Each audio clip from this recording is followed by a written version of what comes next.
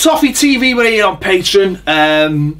Little, you know, we walked out the studio on Monday, didn't we? And literally as we walked out, it was Tuesday. So no, it was Tuesday. No, it was Monday because today's Wednesday. and We didn't record on Tuesday. It was Monday. Thanks, Baz. Sorry, apologies. It was Monday. Bank holiday. Yeah, it throws you, doesn't it? Yeah. But normally you think Tuesday's Monday, not Monday's Tuesday, Baz. So I don't know what you were doing on a Sunday. Craig David over there. Hey, Craig David over there. I was chilling.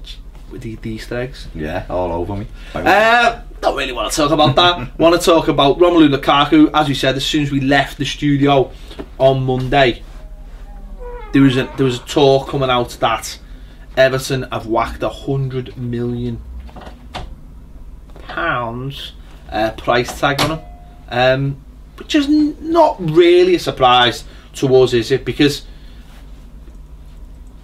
I don't know how long ago was it now, like a month ago or something, when the news came out that Romelu Lukaku said he wouldn't be signing a contract. Now it was all panic and more panic, and everyone going mental. And then last week, when you know Koeman throws out a little sort of joke about him, and then it's panic again. What? Yeah, he told us this last week. But the club haven't panicked, and they've always said, he's got 2 years on a contract. There's nothing to worry about. We'll worry next year when he's on his last one. That's when we have to sort of make that decision. So it doesn't really come to a surprise to me that they want £100 million for him, and if no one offers it, then he's an Everton player. Yeah, why not? Why not? We control his contract, regardless of whether he wants to go or he doesn't want to go or where he wants to be. He's an Everton player, and he was happy to sign his contract when he signed it.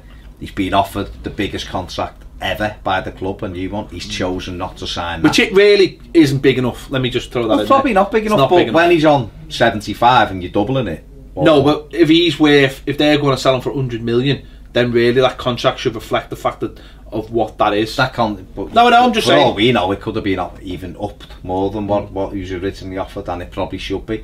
But at the end of the day, they're well within the rights to say, why should we be dictated to by other clubs what they want to pay for him? Or the player. He's our player. He signed that deal and he's doing very well. So it reflects in your form. So £100 million, I've heard people saying, why if they put any price tag on him, because it gives the wrong message out. It doesn't. It gives a message out of, listen, if we get offered £100 million for Romelu Lukaku, you have to sell him. You have to sell him. £100 million.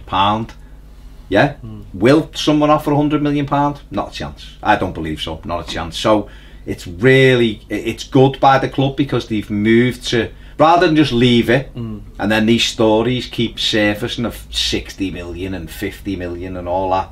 Everton have got to sell him, otherwise that's it. They're going to lose him for nothing. No, they're not, because it's like the Ross Barkley situation. If we fast forward 12 months and Romelu Lukaku is still in the same position where he hasn't signed a new deal and he's playing for Everton, Ronald Koeman will just say, we've offered him a contract, and if he doesn't sign it, we'll sell him in the summer. And then we sell him next summer. Now people might lose their heads a bit and go, we'll only get 45 million for him or something. It's still a lot more than what we paid for him, and we'll have had 5 years out of him scoring goals. So it is the way it is, isn't it? You know, we bought Umar Nias, right, for 13.5 million. Now, if Hull stay up, and it's looking unlikely at the moment, unless they can. Well, I think they've got a chance. They've got a chance, but they've dropped off a bit, haven't they? But if they are to stay up, he goes for £10 million, I think it is. So we've lost £3.5 million plus wages on him. Yeah. But if we were to sell Rom for 45 million, we'll have still made £17 million on him. Yeah. And haven't had him for 5 years. So it is what it is. I remember at the time when people were saying, be lucky to get that 28 million back for him. Yeah. So to me, it's very good by the club, and it's the first time, well, not the first time, but we're starting to see this now. The club having balls. Yeah. The same with John Stones. He's going for a price, and we're keeping him, and that's the way it is. We don't sell cheap, do we? You know, we never sell cheap. We get what players are worth. And the good thing, I hope, is that they sat the player down and just said, listen, you've told us your situation, now is our situation. Right? You said you won't sign a contract, fine, that's within your rights, but you've still got 2 years left, and you won't be leaving this club. And they did it last summer, didn't they? You know, the talk was last summer the price was 70 million, around that. Certain clubs offered some, you know, something for him. He may have wanted to move to those clubs, but Everton said no. You've got 3 years left on your contract, mate. We'll keep you till we get you the offer. And as long as he's kept aware of what the club value him at, then as far as I'm concerned, it's it's all good, isn't it? You can't be selling someone for under his value. And if he wants to like be the man, if he wants to say, I'm going to do this and I'm going to do that and I want to be taken seriously and I want to be respected, then you'll be respected by your price tag, mate. Do you know what I mean? I know these players, imagine being Paul Pogba, right, and being like, you're the richest player, you're the highest, player. I bet he fucking loves that. I bet he does. I mean, and it adds to everything else, because if he doesn't play like he loves it, no, but if he's the highest, if he's the most expensive player in the world, well, what else comes with that? Well, exactly. You throw an Adidas sacky on him, and you throw him on every bit. Essentially, that's what he is as well. He's just a footballing model at the moment. No, but I'm talking about Lukaku. No, but that's what I'm saying. If Lukaku becomes the most expensive player in the world, and suddenly everyone goes, "Whoa, hang on," throw you on the front of FIFA. Give you that big boot deal that you wanted, because you'll be on every newspaper, magazine, everywhere. He'd be the biggest, most expensive player in the world, and that suddenly will be like, he'll be 10 foot tall because of that. I mean, Bing's precious, but that's up to him. But if you, what would he rather be? Would he rather be the most expensive player in the world if that was to happen, or would he rather be someone who sold on the cheap just because he wanted to move somewhere and someone wanted him? I suppose. Well, I suppose he's probably not asked. If he just wants to go to Chelsea, he doesn't care whether they pay 60 million for him or 100 million for them. But at the end of the day, the power is with the club. Yeah. If people who are having nervous breakdowns because next summer we won't be able to get 70 million for him, who's asked? What if he fires us into the Champions League? That's what I mean. And say he gets us in the Champions League. We say, right, Ronald Koeman, Mashiri have sat down and gone, look, this is our plan. Right? The plan seemed very open to me. Morgan Schneiderlin going on about these big players was sat, right? So it's quite open. Koeman said the same. The plan is buy Bosch players, get in the Champions League. Yeah. That's it. Right, but not just, it's not blusterfuck, is it? It's not which we've had in the past. It's dead easy. This is what we're doing, and we've got this manager, and this is where he wants to be. So if Lukaku has to stay, and Everton bring in 4 or 5, it'll be difficult. We've seen that with the left back who looks like he's going to go to Arsenal. It's tough when teams from London are coming in for players because foreign players want to play in London and things. That's fair enough, but they can't buy everyone. There's still going to be a collection of players around. If Everton do really well next season and we finish, we could have done it this year. Realistically, like you just said in another video, we've done the preview. If we'd have won 3 or 4 away games that we could have won, we'd be there now. Yeah. We'd be in there now, needing 3 wins to get in the Champions League. Right, we're in the middle of April. So if we're in a similar position next year in terms of being right in the mix, and Lukaku fires us into the Champions League, why then would he want to move? You know what I mean? It becomes a different conversation. Well, but he may still be there. And that's fine. But we'll be there as well.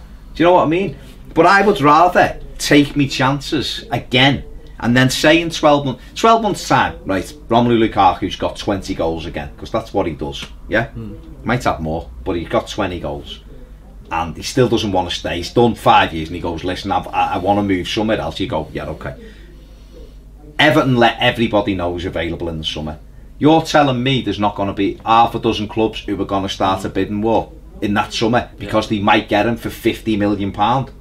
And also, let me just throw this in. I'm just going to throw this in. I'm just going to get it and I'm just going to throw it in. Come on. It's a World Cup year next year. Yeah. So, number one, he does not want to be...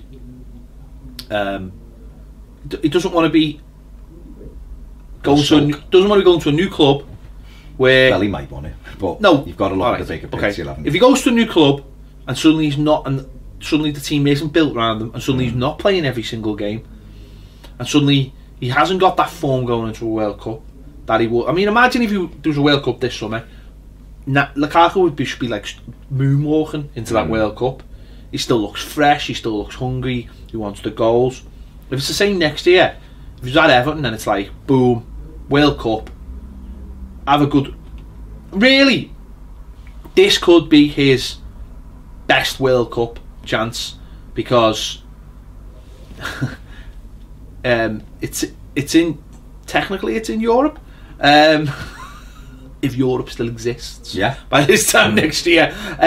But you know, the next one after that is in bloody Qatar, and who knows what's going to happen there. He'll be 28 by then, which some people might say would be his peak. But who knows? Who knows? Who knows what the Belgium team would look like? Because at the moment it's the golden generation and all that. This might be, as a team, their best chance to get there. Now, if he went into the World Cup in great form, playing for Everton, get to the World Cup, 25. Absolutely bouncing, as a great World Cup, then suddenly the offers are going to be coming for him. Then suddenly you go, hang on, and your Real Madrid. Then actually, remember when, okay, he's only got 1 year left on his contract, but he's just had a Boss World Cup, so actually we want 50 for him. And I, like you just said, people go, yeah, because not only is he worth it in football terms, commercial terms. God, I mean, if he finished top goal scorer in the World Cup next year, I'll be honest, mate, even if he gets a few goals in the World Cup, as long as he's scoring a couple of goals in it, he's at a good age, then he'll have done it again. The ball, I mean, to be honest with you, you look now and just think, we shouldn't sell no matter what this summer. Really. Because I just don't believe someone's going to offer £100 million for him. I don't, mate. I don't see Chelsea selling him for £28 million and coming back with £100 million to get him back. I don't see it. It smacks of desperation and it looks like they're getting Morata. Yeah. I was going to say when they would they'd have to change a lot of things about the way they played as well. They'd have to start playing two up front.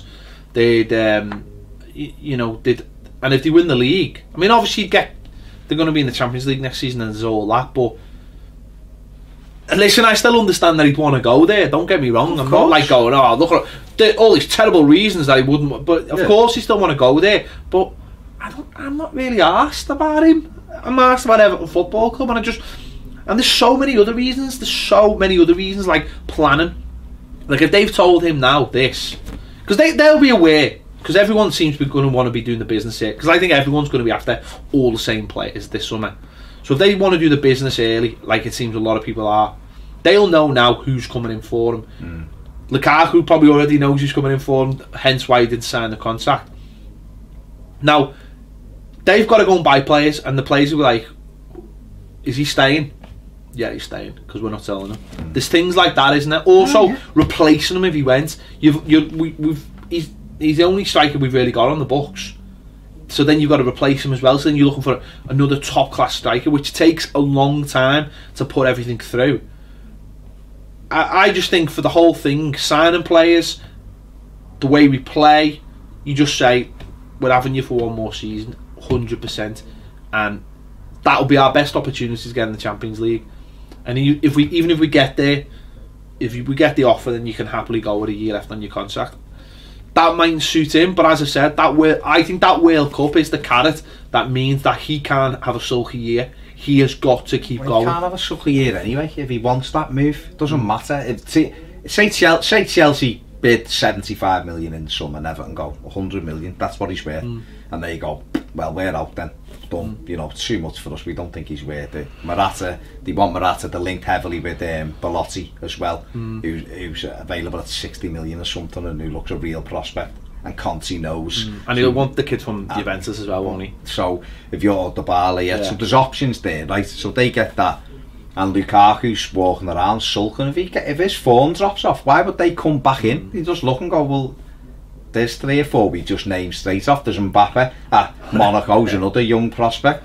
Why don't go to France and get it? So they can't allow the grass to grow under his feet. Yes, he might want out, but that's the way it is. But he's a professional. He's paid to play football professionally, and he might not want it. This might not be his number one destination. Fair enough. But Everton and Ronald Koeman want to get in that top 4. Now they might have another big go with Rom this year. Might get to next summer, and we might have failed. We might finish 5th, and Ronald Koeman might look and go, you know what? I think we need 2 different types of striker. We've had Lukaku. It's not really worked. We haven't done this. So we'll sell him quite happily, and we'll go and get him and him. Or we might come in and absolutely piss the league because we've got Lacazette or anyone. No, but you don't know what's going to happen, do you? So why should we go, oh, all right then, just to keep you happy, we're going to let you go? I understand the sulky bit and the bit that might cause a little bit of unrest in the first couple of weeks of the season. I get that. I understand that. But like I've just said, he's a professional footballer, and we should be buying 2 strikers anyway. And if he's pissed off for a couple of weeks, play them. But going back to what I said before, it's April, and we're making our stance very clear. Yeah. So if he's going to be sulky, he's going to be sulky now. Do you know what I mean? Yeah. So that's the point. The point is, he's obviously be getting, him and his agents are being getting told this situation now, that it's 100 million, and they'll look at it and go, "You're staying for another year." His agent wants him to stay anyway, apparently. Yeah. So his agent might be like, "Sound, that fits my plan." And that, you know, these agents, he's got 12 months then, hasn't he, to work on, because then all of a sudden, when that agent's having those conversations, he'd probably say, Everton can't ask more than 50 million. Can't, because he's got 12 months left. He can just sit on it and we'll take 30 million for signing. So therefore, all of a sudden, Lukaku, those clubs, it's worked already to a certain extent. Juventus have come out and gone, it's 100 million, yeah, alright, see you later. And West Ham, of course. And West Ham, of course, they've distanced themselves, as have Hull and Newcastle at the moment. Yeah. But so his agent all of a sudden can have a conversation with half a dozen clubs, because they look and go 40 to 50 million. Yeah, we'll be all over that. So Raiola will just go, you know, I'll take my little cut there, Ron. Get your head down, get on with it. You know what? And that's the way it is, and it helps us then, because it helps us. Say we go for Lacazette, who we're heavily linked with, and we say you're playing up front with Romelu Lukaku, you're playing off the left, you've got Lukaku there, or something like Tielemans. You know, Tielemans, yeah, or you've got Rooney or whoever. But when you're selling the club to these players, you've got Lukaku as the kingpin. All of a sudden, them players look and go, well, he's 25 goals. We're getting him. We've got him as well. Van Dijk is a target. Keane, Jags banging them in. You've got Jags who's got more than Messi, Costa and Messi in this month. So you're looking around. These are the people that you know people. And also, play. I mean, if you're saying to Dybala, Calvert, you can play with Dominic Calvert-Lewin. All day long. Is it? But on the flip side, on the flip side, just finally, what you don't want is to go in those discussions and they say, what's happening with Romelu Lukaku? Well, we don't know. Yeah, you that's know, the one. We don't know. We hope we can keep. We hope we can keep him. Where they walk in and go, listen, we're all men in here. That's the price tag. We want to keep him. We're going to do everything to keep him, and that's the end of it. If you're a player and Everton say, you ask that question, all right, Lukaku, and Everton say, well, the 100 million is the price tag and we won't be going below it. Someone pays it, of course, he'll go, but do you see anyone paying it? A lot of players are looking and go, no one's paying 100 million for Lukaku. They're not. So yeah, I'm coming. Yeah. And that's a bit, and then he sees these players coming in, he might go, yeah, all right, this looks like we actually do mean, but he's moaned about the players who we could have got and we didn't, and yet we're touching distance away from the top 4. All right, we're going to run out of games, but we're not miles away from the top 4, are we? Yeah. So, you know. Yeah, there you have it. That's our take on it anyway. Let us know what you think in the comments.